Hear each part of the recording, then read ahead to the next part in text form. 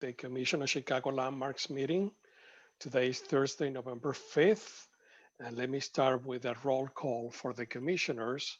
And when I call your name, please, commissioners, reply here or present and confirm that you can hear me and see me. Commissioner Hughes. Commissioner Hughes, are you there?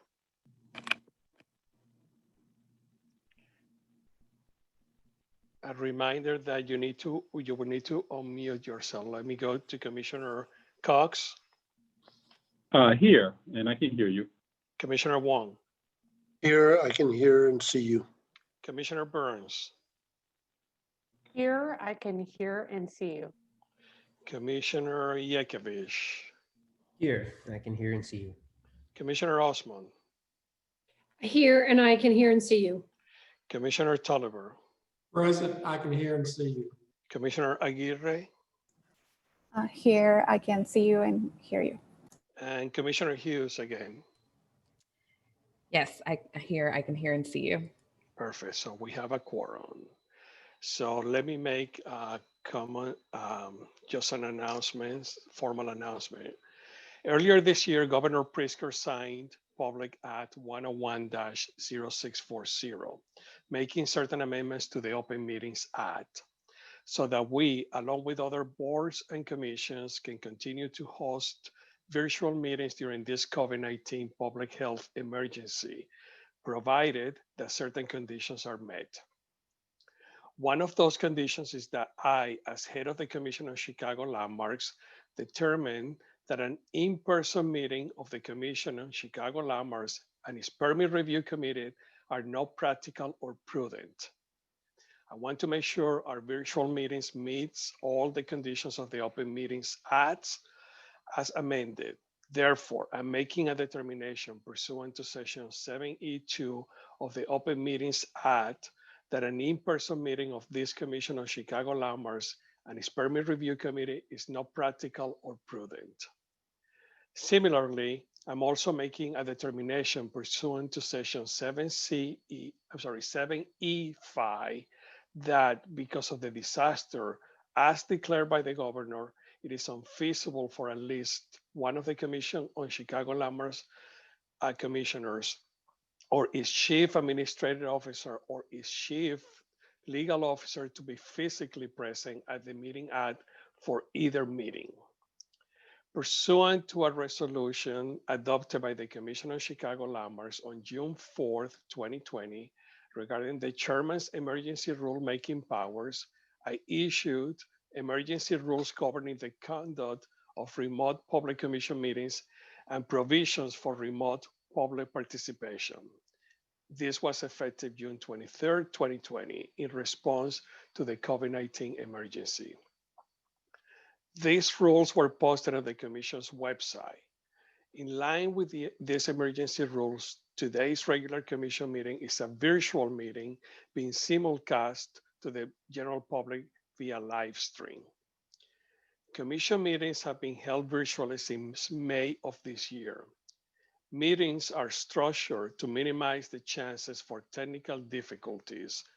Members of the general public have been encouraged to submit written statements in advance of the meeting, and these have been posted on the Commission's website, and they are available for public view during the virtual meeting at www.chicago.gov/CCL. Members of the public desiring to speak at today's meeting were required to register before the meeting, and verbal statements by the public for all agenda items will take place at the beginning of the meeting. Applicants and their representatives, as well as aldermen, were asked to contact staff if they desire to speak, and they will be able to do so after the staff presentation on any given specific project.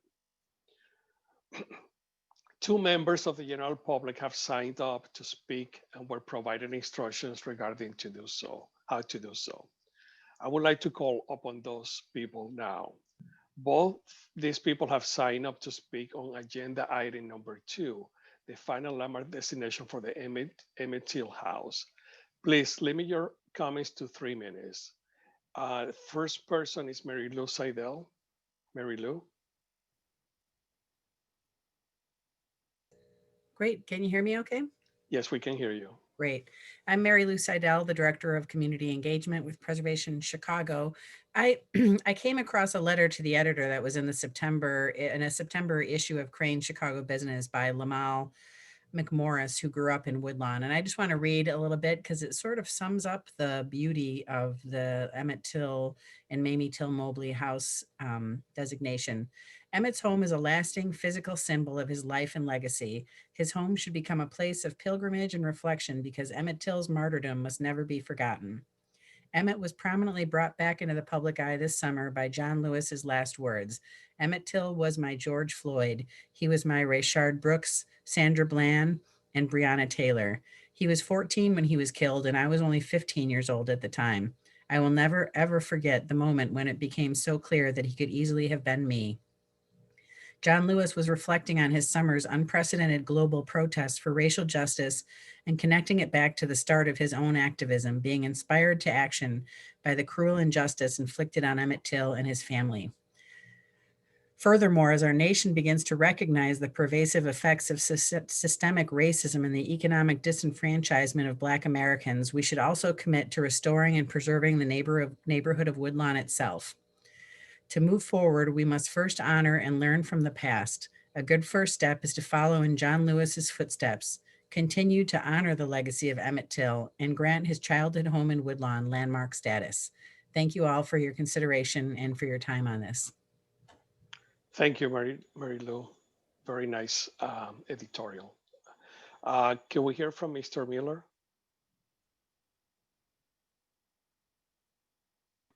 Yes, Commissioner, can you hear me? Yes, we can hear you. Well, thank you. Good morning. Dear Mr. Chairman and members of the Commission on Chicago Landmarks, Preservation Chicago fully and unequivocally supports the final landmark recommendation for the Chicago landmark designation of the Emmett Till and Mamie Till Mobley House, located at 6427 South St. Lawrence Avenue in the West Woodlawn community of Chicago.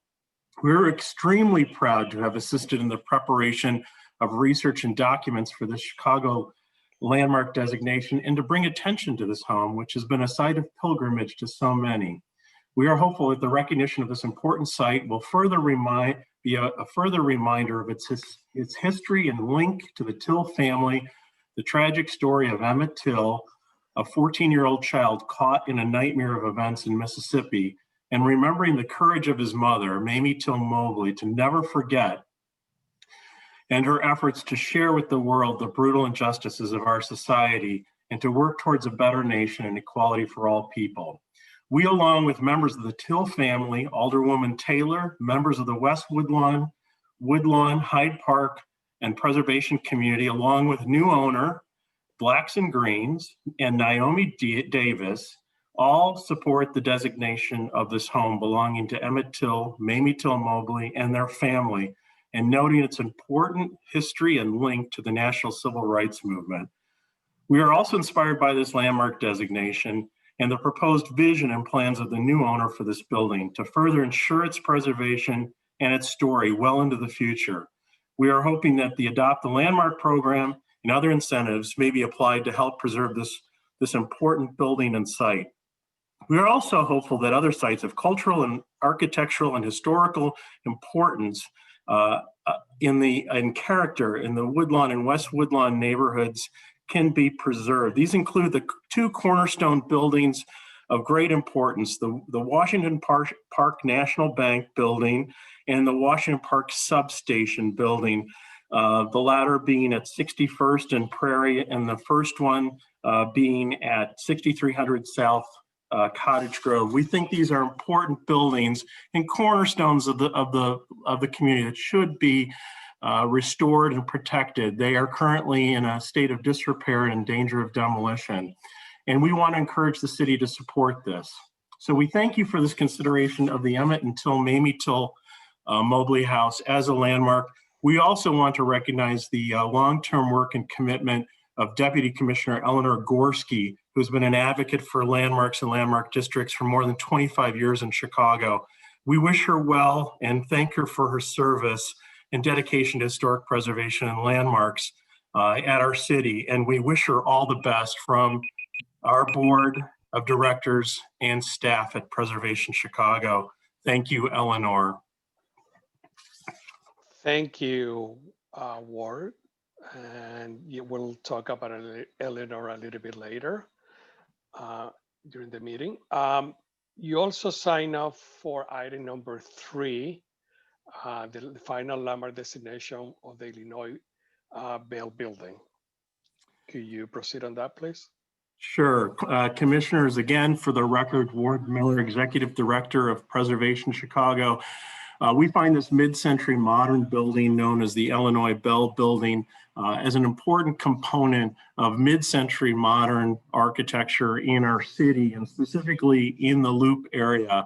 And we want to encourage more of these to come forward. This is, of course, by Halliburton Root, a longtime Chicago-based firm.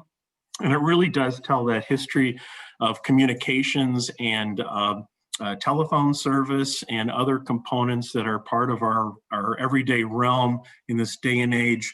And it tells that history, which is so very important.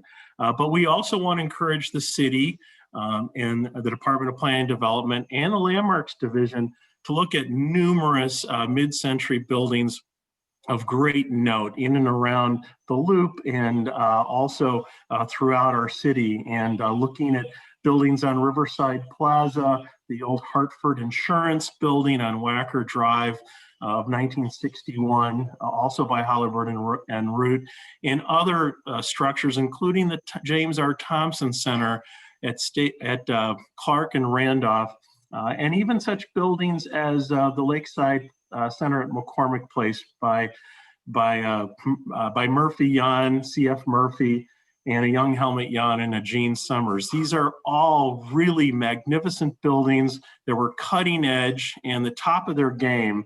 You know, McCormick Place Lakeside Center was compared to a horizontal Sears Tower. Its structure amazing, and the largest space frame in the world and the largest convention center in the world when it was built.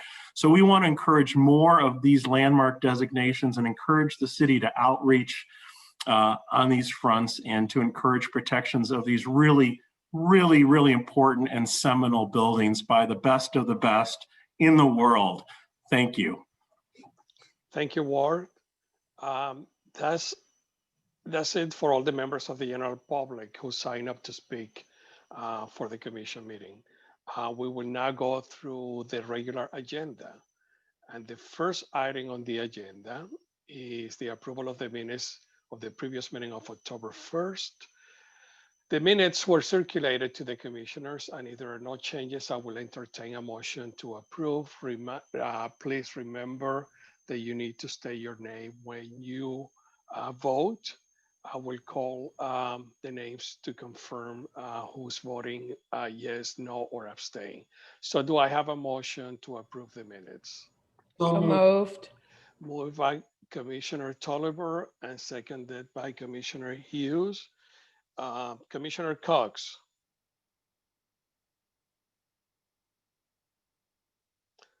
Let's move. Commissioner Yeah. Cox? Okay. Commissioner Wong? Yes. Commissioner Yes. Burns? Yes. Commissioner Yekovich? Yes. Commissioner Osman? Yes. Commissioner Aguirre? Yes. And I vote yes, so the minutes are approved. Thank you. The next item is the final landmark designation for the Emmett Till and Mamie Till Mobley House located at 6427 South St. Lawrence Avenue. And Matt Crawford will make the presentation of the report. Matt? Thank you, Chairman Leone. The Commission will recall that you initiated the designation of the Emmett and Mamie Till Mobley House in September, and last month we received a report from the Department of Planning that supported the designation. The property has recently changed hands and is now owned by Blacks and Green, a neighborhood nonprofit organization led by Naomi Davis, who is on the meeting. On October 22nd, Ms. Davis consented to landmark designation of the home. So today you can now consider a final recommendation to City Council. Modest architecturally, but of monumental, historic, and memorial value, this two-flat and woodlawn was the home of Emmett Till and his mom, Mamie Till Mobley. It was from this house that Emmett left to board a train with his great uncle and cousins to visit relatives in Mississippi in 1955, where he was murdered. The tragedy became a symbol of the brutality of racism in America and urged on the civil rights movement nationwide. The home is located at 6427 South St. Lawrence Avenue in the West Woodlawn community in the 20th Ward. In September, the commission preliminarily determined that the house meets two criteria for Chicago landmark designation, including its significance to the heritage of the civil rights movement in America. In criterion 3, for its association with Emmett and Mamie Till Mobley, two historic figures whose story became a catalyst for the civil rights movement in our country. Emmett Till was born in 1941 at Cook County Hospital. His father, Louis Till, separated from his mother shortly after Emmett's birth. Emmett and his mom, Mamie, would live in Summit, Illinois, and then Detroit before settling into the two-flat in West Woodlawn in 1951. Emmett turned 14 in 1955. That summer, his great uncle from Mississippi invited him and his cousins down south for a visit with extended family. Emmett and his uncle and cousins took the City of New Orleans train to the small town of Webb, Mississippi. On August 24th, Emmett and several of his cousins visited a small store in Money, Mississippi, owned by Roy Bryant. Bryant, who was white, was out of town on business, and the store was being run that day by his young wife, Carolyn. Accounts of what happened during Emmett's visit to the store differ, but it got around to Bryant that Emmett had verbal interaction with his wife, an act that in the Jim Crow South could mean lynching for a black man. 3 days later, Bryant's husband Roy and his half-brother J.W. Milam kidnapped, tortured, and shot Till. They tossed his body into the Tallahatchie River, where it was discovered 3 days later. Despite opposition from Mississippi authority, Mamie Till had her sons returned to Chicago for a funeral and burial. She took the gut-wrenching and courageous step to display her son's mutilated body in an open coffin. Pictures of Emmett's body were published in Jet magazine, and those images motivated African Americans to push forward with the civil rights movement. Soon after the funeral, Mrs. Bradley traveled to Mississippi to attend the trial of Bryant and Milam, who had been charged with murder. After 1 hour of deliberation, the jury acquitted the men. They later confessed to the murder in Look magazine. Emmett's killing and the acquittal of his murderers motivated African Americans to demand justice. 3 months after the trial, Rosa Parks refused to give up her seat to a white passenger on a Montgomery City bus. You broke up, Matt. Can you hear me now? Now we can hear you. Great. Emmett's killing and the acquittal of his murderers motivated African Americans to demand justice. 3 months after the trial, Rosa Parks refused to give up her seat to a white passenger on a Montgomery City bus. She claimed that the reason for doing that was the photos that she saw of Emmett Till in Jet magazine. Soon after, a 26-year-old minister who was relatively unknown, Martin Luther King Jr., called for a citywide bus boycott, and the civil rights movement was born. For more than 4 decades, Ms. Mobley spoke out about racial injustice, worked to bring her son's killers to justice, and help children living in poverty. She worked as a teacher at CPS for 23 years. She died in 2003 at age 81. The Till House is located in the 20th Ward, and Alderman Janet Taylor supports the designation. So in conclusion, staff recommends that the significant features of the building be identified as all exterior elevations, including roof lines. And you have a final landmark recommendation to that effect for you. I'm here to answer any questions. And again, Naomi Davis, the new owner of the building, is here at the meeting. Thank you. Thank you, Matt. Can we hear from the new owner, please? Yes. Greetings. Greetings. Would you like to make a statement? Oh, there. Can you see me? Yeah. Yes, we can see you. Okay, great. Thank you. Yes, I do wonder if it's possible to share my screen. I don't think that we can do that at this time, but we will be more than happy to hear your presentation. And Okay. so if you can just let us know what your thoughts are and what you plan to do, that will be fine. Yes, well, thank you. I want to give special thanks to, of course, our good friends at Preservation Chicago, our Alderwoman Jeanette Taylor, who righteously and to our great delight spoke out in support of our work in the community and our commitment to stewardship of the Till Mobley home. And I want to say that, of course, acquiring the property is an honor and an obligation. We have an obligation to restore it, to reflect its historical significance, and have it serve as a centerpiece of a story that must be told. We understand well the story, but I don't know that we understand so much the context of its evolution over the years in West Woodlawn.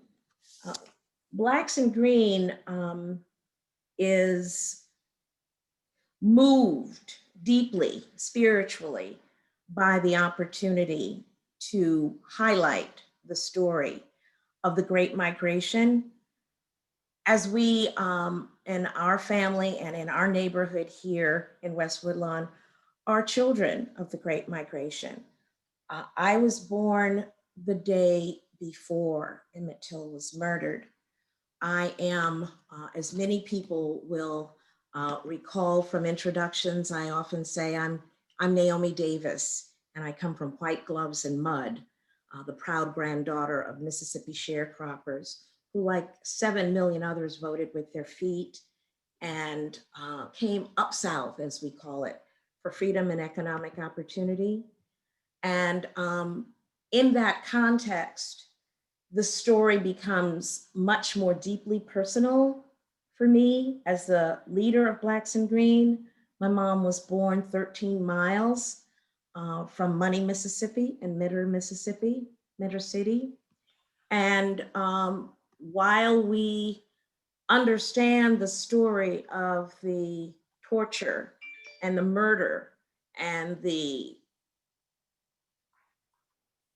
dropping of the body in the Tallahatchie River, I want folks to understand that my family lived on the Tallahatchie River, and we find that the fields behind the house are just as likely to be those that they chased those fugitives through under color of night. And so when I had the chance to understand the history of the place where I had landed in 2010, 10 years ago, it was with awe and a deep sense of belonging that I created at that time the West Woodlawn Botanic Garden, Village Farm, and Arboretum as a Great Migration heritage community. And when we planted our signs and when we tilled our gardens. They were a reverie from our perspective of one of the pillars of our work, which is what's known as Grannynomics, or the 12 propositions of Grannynomics, which is about the values that ruled our households and guided our transactions when small was plenty. And Ms. Davis, if I could ask you to, because I'm sure that the commissioners may have some questions, if you could tell us briefly what your goals are, what you plan to do with the building, that will give us an opportunity to open the floor for questions. You have a very compelling history, and I really appreciate that. But I want to focus on the property that we're looking at right now. Well, I think, again, the property is a function of its story, as we know, and it's important that the glory of the arc of time that it triggered, called the Civil Rights Movement, be enshrined, and that the story of the Great Migration be enshrined, as it is not currently any place in Chicago. So we see the Till Mobley House as a place where the appropriate glory of the meaning in that moment, where a murder and a movement would become a museum, and that we are planning and intending an internationally pointed heritage pilgrimage site at the house. And we're expecting with our community-based neighborhood sort of crowdsourcing of ideas, as well as an international advisory board of historians and architects familiar with Great Migration and African diaspora stories, that the property itself would be converted at that appropriate glory for visitation, and that we would be expecting the destination to be second only on the South Side to the Obama Presidential Center. Such is the aspiration and the ambition for the site. So we are expecting not only a museum, and not your typical house museum, but with the goal of the adjoining lots, we are expecting to amplify the memory of the Southern roots that tell the deeper story. And in conclusion, I would say that some of us understand that there has been for many years, decades even, a Black metropolis heritage, national heritage designation plan. We work very closely with the Bronzeville Community Development Partnership, Paula Robinson, the leader of that. We are in West Woodlawn, the 6th zone, the southernmost tip of the Black metropolis. And we intend in that context to memorialize not only the house itself, but the entire walkable village of West Woodlawn. Some of us know that Blacks in Green has been cultivating tourism in that walkable village for 10 years now, and that we have fully expected to amplify the Great Migration story as Chicago's story, as the African-American experience in Chicago's story.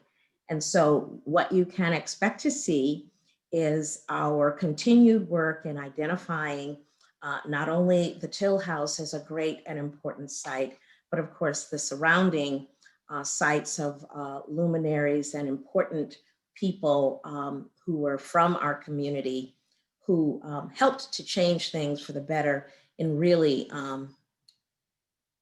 momentous ways. And so I would say that in conjunction with the Black Metropolis National Heritage Area movement, with the need to tell at the Chicago Cultural Center a story about the South Side. I think if you go there, you're going to be hard pressed to find any catalog of the great sites, great people, great occurrences of the South Side. We intend to be an important part of changing that. And of course, we look forward greatly to working with Commissioner Cox, the commissioners of housing. And by the way, and I must say this, we are under siege in neighborhoods like West Woodlawn by speculation. And I think that the disgrace of the story of the devolution of the Till Mobley House is no exception. We found, of course, not only the 5 pages of building code violations, which we knew about before purchasing the property. And of course, we understood that we were paying a significant premium over the comparables of similar properties in the neighborhood. But what we did not know and did not discover until the day of our closing, October 6th, that it's occupied by a cluster of squatters. Thank you, Mr. Hold on a minute, because I'm looking at here a different screen. Thank you. You have our support for doing this, not just because of what the house represents, but also what it triggered. It was the civil rights movement, and that's important for everyone in the history. So whatever we can do to help you, especially the Department of Planning and Development, I think that Commissioner Cox in the past made the commitment to look at this, not just at the house, but also at the surrounding area to see how this could be improved. I do want to give other commissioners, the opportunity to ask you a few questions. Thank you for your time. Thank you. Commissioners, if you could raise your hand if you have a comment or question, then I would recognize you. And bear with me for a minute, because sometimes, okay, I see Commissioner Wong. Yes, actually, I didn't have any questions. I just wanted to congratulate Naomi for taking this on. You've certainly been a force in Woodlawn. We have spoken several times, and I appreciate the help that you've given us in the efforts that we've had to improve Woodlawn and move forward. So thank you. Thank you, Commissioner Wong. Commissioner Aguirre. Likewise, I just want to amplify and follow Commissioner Wong's comment. I am a fan of Blacks in Green work, and I've been always really impressed with the commitment that Ms. Naomi Davis has, not only for her community, but for all the people that get to work with her, collaborate with her. I also want to express that I see this place being an important landmark, not only because, preservation and the history of the building, but also because it reminds us of the harm and trauma that our communities have been subjected to. And also it's an opportunity for bringing us together around healing. So Naomi, I'm more than confident that you and your organization and your collaborators will do your best in bringing incredible life back to this building. Thank you. Thank you, Commissioner. Thank you, Commissioner. Commissioner Burns. Good afternoon. I want to first recognize and thank the Alderwoman and Ms. Davis for the incredible leadership. I'm so impressed with how much you have mobilized so quickly when the opportunity to purchase the building came up. not waiting until it was a convenient time, but because it was a symbolic time for all of us. I think it's especially important what's happening right now. Naomi, I admire your leadership tremendously and your doggedness, and the fact that you have been working on this for decades and haven't given up. And I am incredibly inspired and excited about the beginning that this offers us. Thank you. Thank you, Sue Ellen. Commissioner Hughes. Hi, Naomi. First of all, thank you. Thank you for your service to our community. As a newly Woodlawn or Woodlawn resident, it's extremely important, and I'm sure my passion has already been expressed that this home belongs to the community. It should not be anywhere else. And so I just applaud you, and I'm extremely grateful to have people like you here. And I had a great time at the Green Living Room recently with the NOMA National Board. So thank you for hosting us. Thank you for everything you do. And I'm excited to not just see it come to fruition, but to be involved as well. I'll be reaching out behind the scenes. So thank you so much. Wonderful. Thank you, Commissioner. Commissioner Cox. Good afternoon, Mrs. Harris. Mrs. Davis. I also just really pleased at how these opportunities come to those who really have kind of tilled the soil and prepared for them, because I think, as we all know, this was going to be yet another house that was just a speculative venture, just a real estate deal. And I think if you had not already done the prep work, I don't think you would have been able to mobilize to intercede and to stop this from being just another speculative real estate deal. I'm, obviously thankful to the owner, the previous owner, who didn't know what he was getting into, but had the wisdom to understand that there was a bigger cause and that he should move out of the way and allow that to happen. So I'm just thankful that you were there with your partners, with the alderwoman who saw a bigger vision. And, I think the way you talked about it as a part of a larger network of everyday sites in the Black metropolis that make even greater sense when you connect all the dots. So I'm really interested in your project of finding those other noteworthy kind of fragments, sites of memory that could be woven together into a coherent storyline. I think you're framing it in the context of the Black migration is brilliant, and making its connection back, to Money, Mississippi, again, just speaks to the reality that there's such a complex story here to tell. And exactly how you will interpret that, I suspect it will become clearer as you assemble your advisors and think about the context that you want to set. Understand that you have a partner in the planning department, for sure. We've already been looking at those vacant lots next door and making sure that they don't fall into the wrong hands. So that hopefully will become a part of the larger vision of what might happen. Again, how and what is yet to be understood. But you should know that those lots ain't going nowhere. We will a part of the larger interpretation of what you're trying to do here.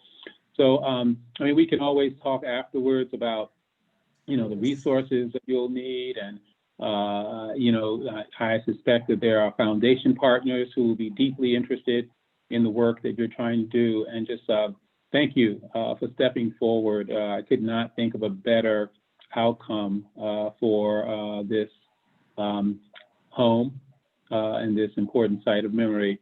I know our division will be doing what we can do as soon as this passes through the City Council to make sure that the site is properly marked, even as you still work on it. I think people should know when they pass by the importance of that site. And I know our planning staff have been trying to work towards being ready to do something that hopefully will be there all commemorating it and allowing you the space and time to reveal the larger vision.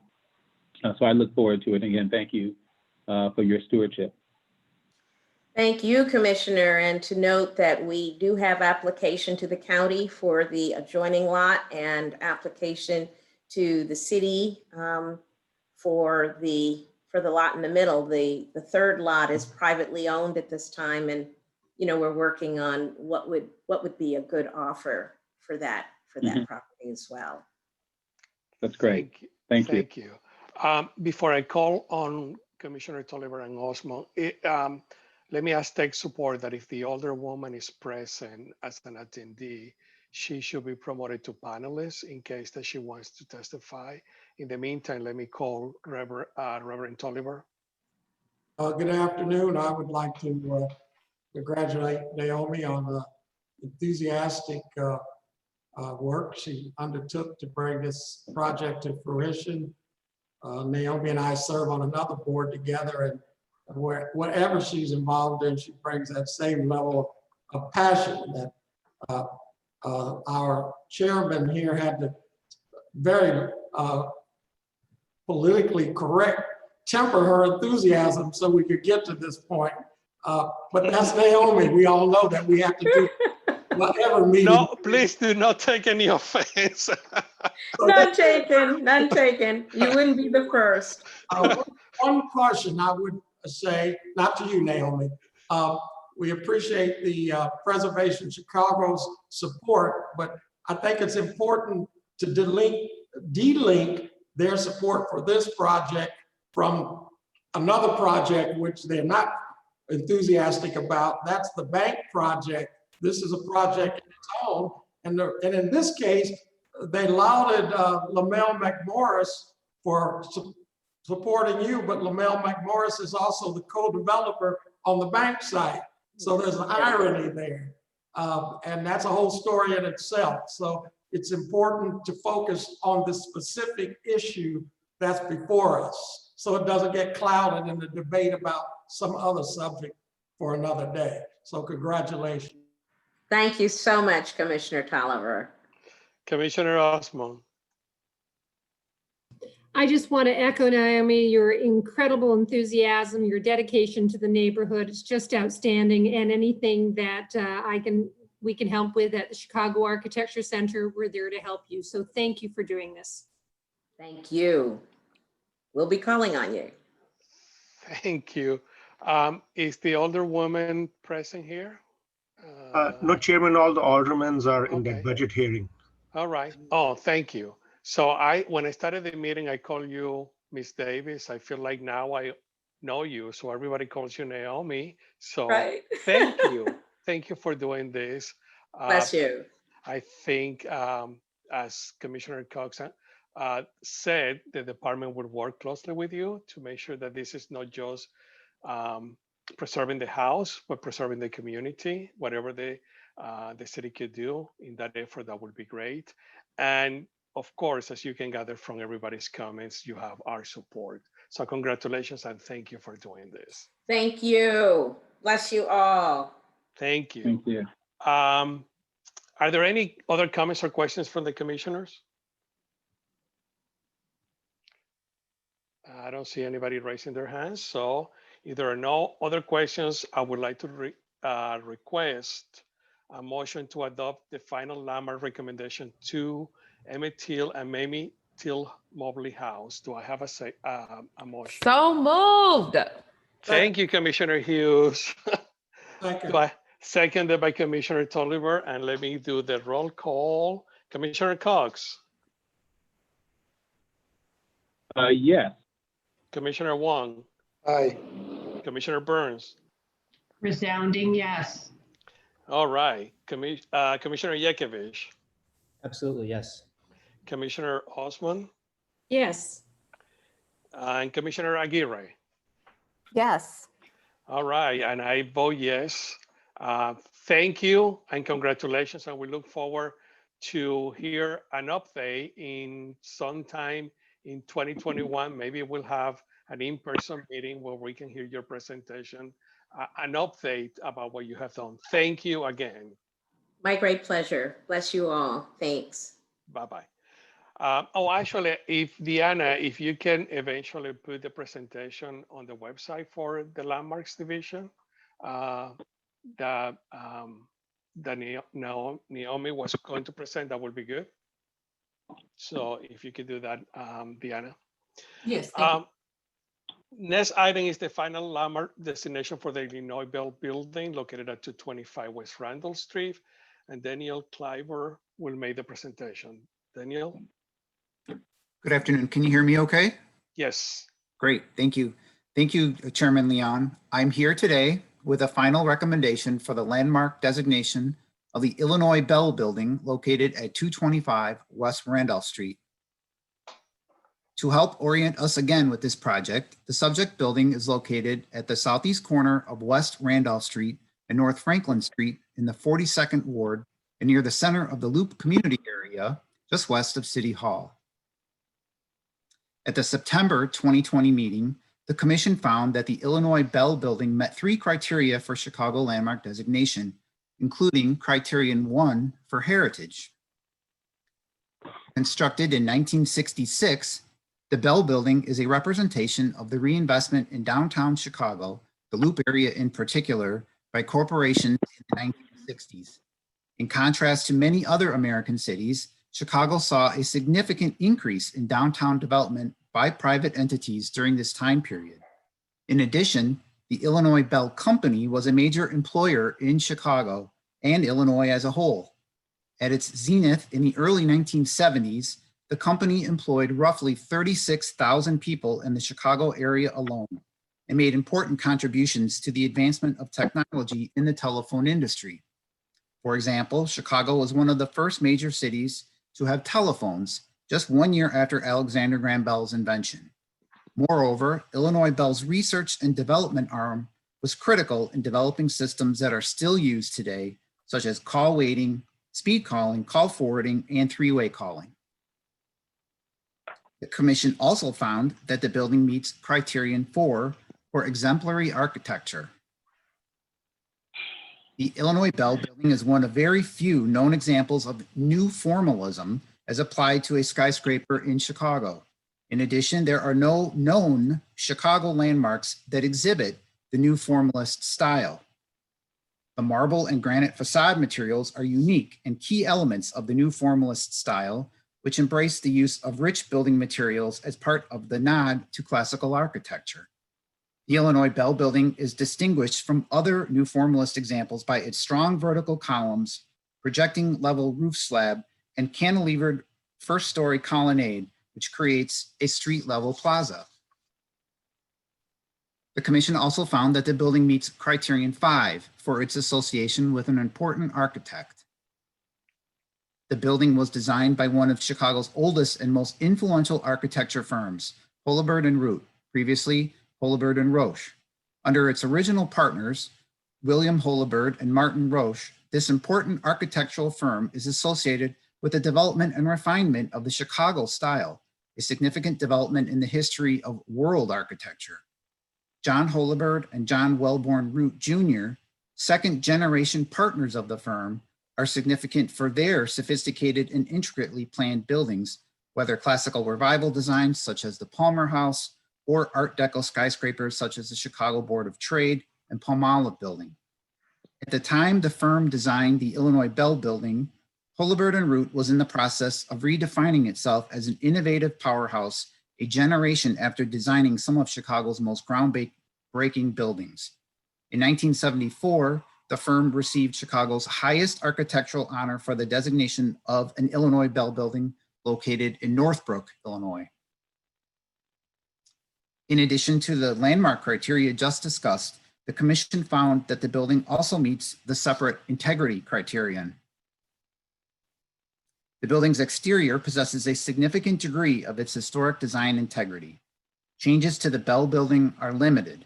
The sky bridges that once connected the building to its neighboring Illinois Bell Building on Washington Street on floors 6 through 20 were removed, likely in the 1980s. Similarly, the connecting concourse between the buildings has also been removed. A renovation in 1989 altered the main lobby, lowering the ceilings in some areas and adding wood paneling to some walls. Retail tenant spaces were constructed at the northwest and southwest corners of the lobby, likely at the time of the lobby remodeling in the 1980s. On the office floors, the elevator lobbies on each floor were also modernized in the 1980s, with the addition of wood paneling and upholstered wall panels. In conclusion, based on its final evaluation of the Illinois Bell Building at 225 West Randolph Street, the commission staff recommends that the significant historical and architectural features be identified as all exterior elevations, including roof lines of the building, and the first floor lobby and the surrounding plazas of the building, including the granite planters on the Franklin and Randolph Street elevations as depicted in the drawing in front of you. You have a final recommendation to that effect. Thank you. Thank you, Dan. Before we proceed to questions, could I call on Paul Shadle, representing ownership, if you wish to make a statement? Paul? Hello, Mr. Chairman. Thank you. Hello. Paul Shadle with DLA Piper for the record. No, appreciate Dan's presentation and have nothing to add. Thanks. Thank you. Commissioners, do you have any questions for either Paul or Dan? Let me scroll down. I don't see any. Okay, Commissioner Aguirre. Thank you so much for the presentation. I'm just curious about, is there any strategy for tenants, multiple tenants? If you can talk about the future of the building. Commissioner, again, Paul Shadle for the record. I can't speak to any strategy for the tenants in the building, although it will be converted to Class A office space. So that just tells you something about the target market. But I would add that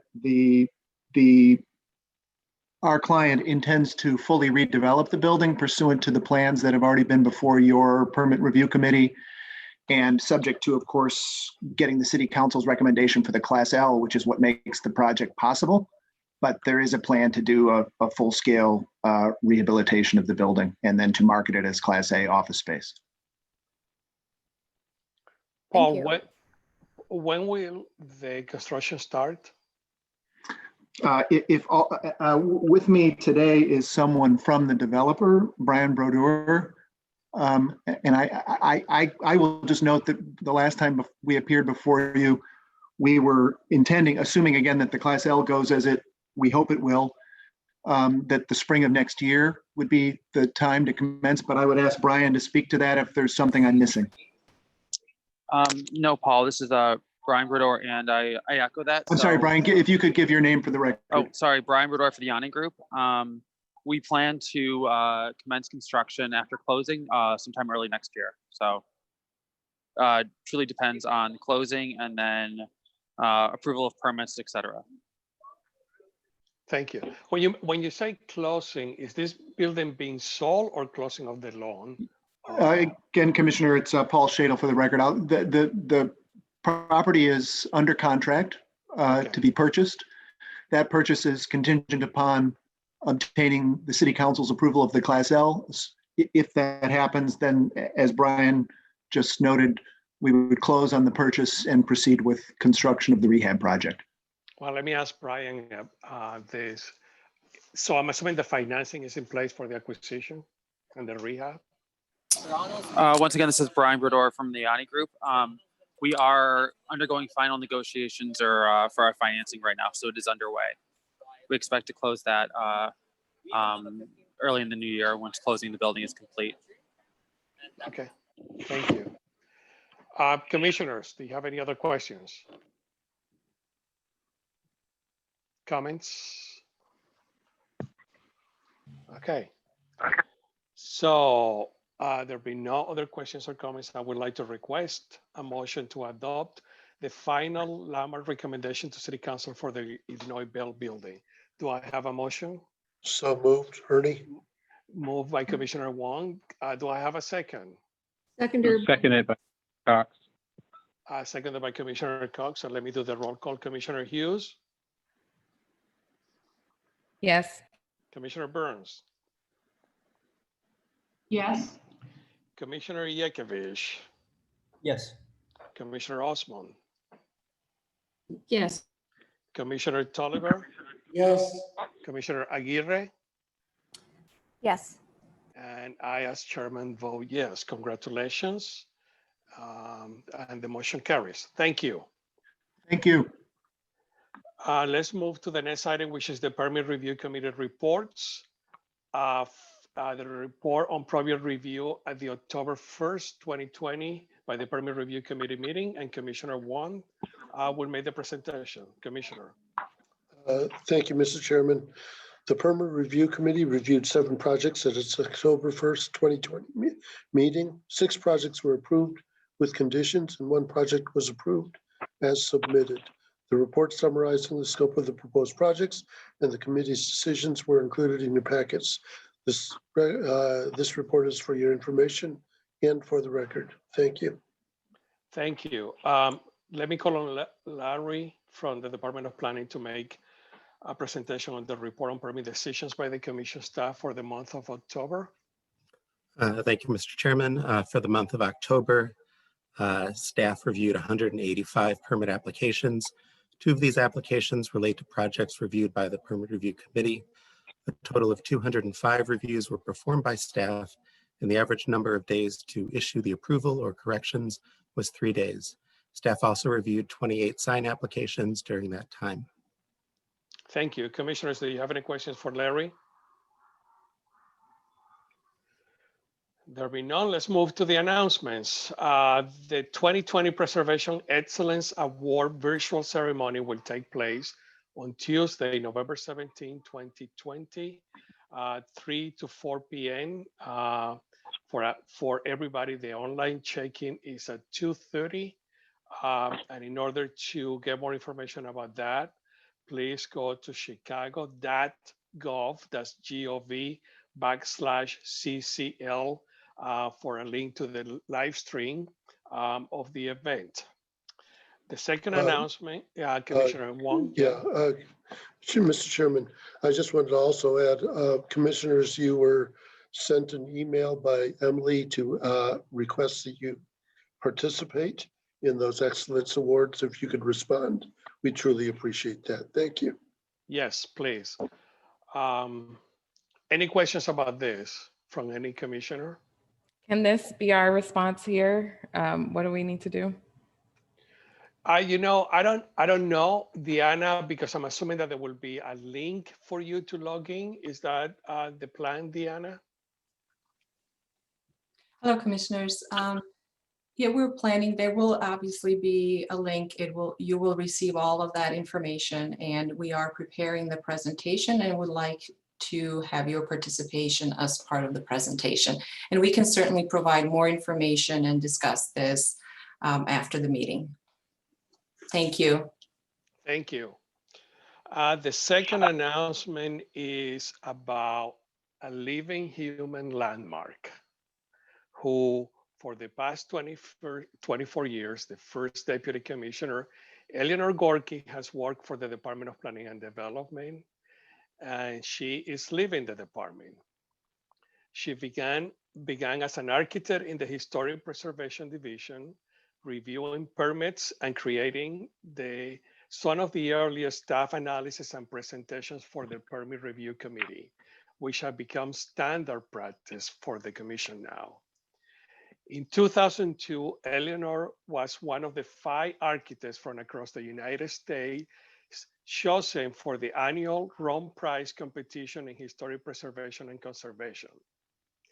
With this fellowship, she studied at the American Academy in Rome, focusing on how cities preserve their history while remaining competitive and encouraging new growth and design. Upon returning to DPD, Eleanor rose to become the head of the Historic Preservation Division, where we were able to witness to her insightful analysis and level-headed approach to preservation challenges as she handled them with grace and admirable dexterity. Eleanor was a natural leader. Well, she wasn't, she still is a natural leader, empowering those around her to take responsibility while modeling how to tackle what seemed like ever more challenging situations with calm reasoning and discussion.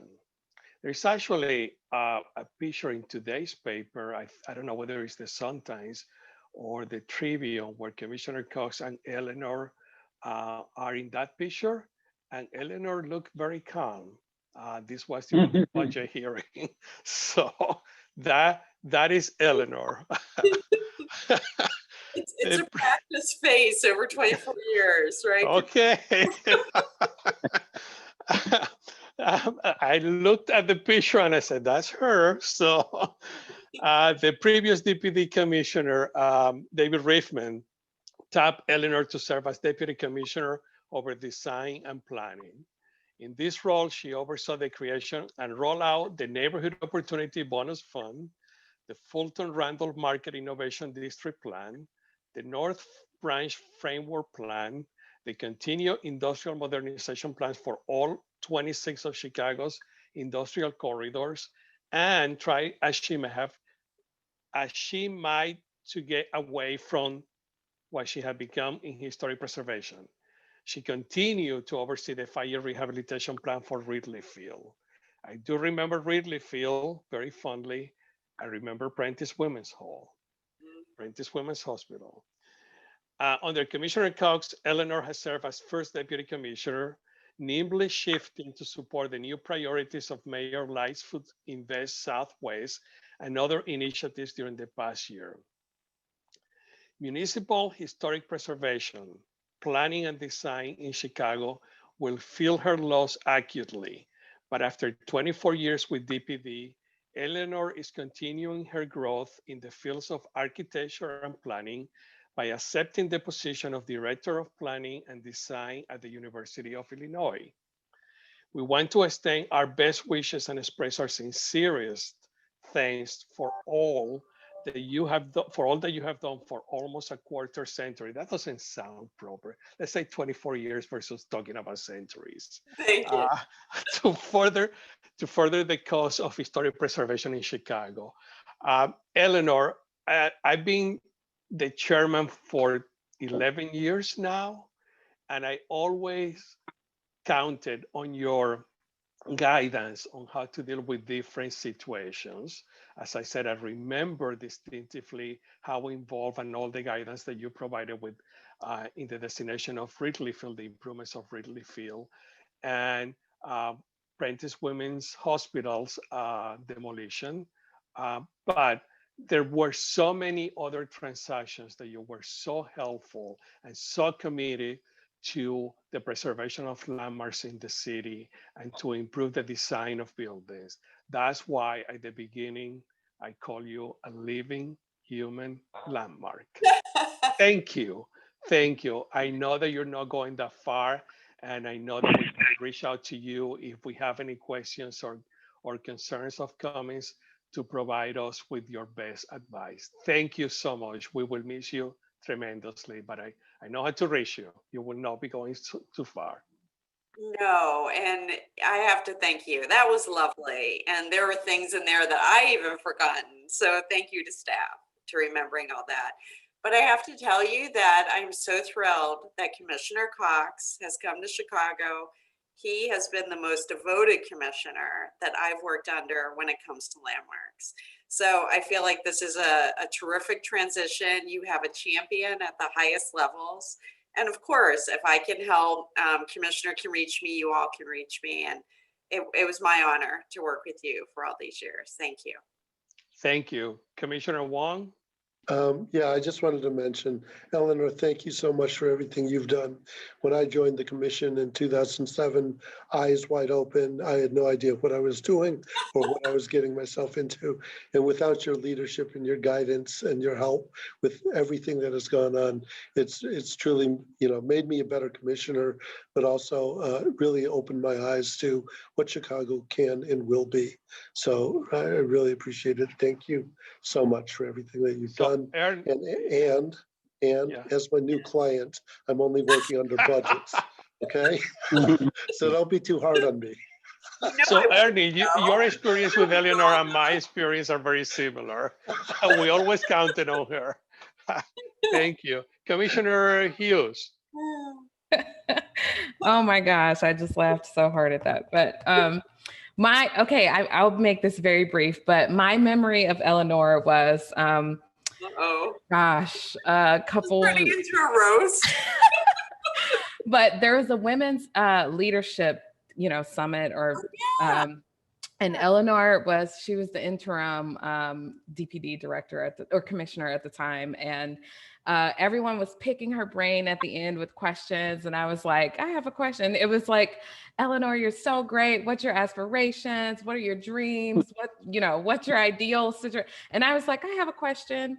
What is the city doing to study the negative impacts of these high-rise mega developments coming? And particularly, what are we doing about gentrification? And how are we thinking about that in these neighborhoods? And Eleanor was like, were you in the room with us today?